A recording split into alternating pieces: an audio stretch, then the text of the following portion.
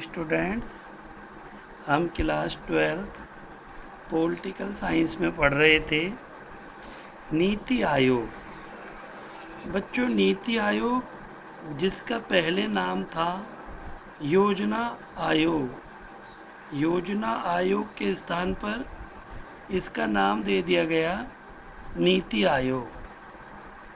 आज हम नीति आयोग के उद्देश्य जानेंगे। बच्चों बेटा, राष्ट्रीय उद्देश्यों को दृष्टिगोचर रखते हुए, उसका ध्यान रखते हुए राज्यों की सक्रिय भागीदारी के साथ राष्ट्रीय विकास प्राथमिकताओं, क्षेत्रों और रणनीतियों का एक साझा दृष्टिकोण विकसित करेगा।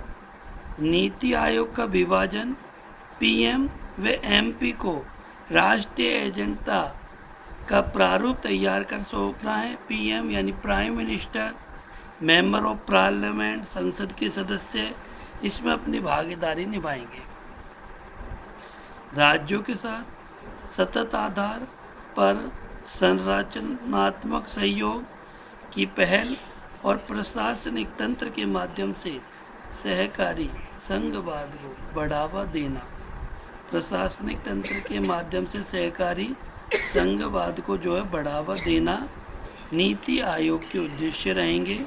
ग्राम स्तर पर विश्वसनीय योजना निर्माण के लिए ढांचागत विकास की पहल करना, ग्राम स्तर पर योजना निर्माण को तैयार करना, उसके ढांचे को तैयार करना, ये नीति आयोग का उद्देश्य है।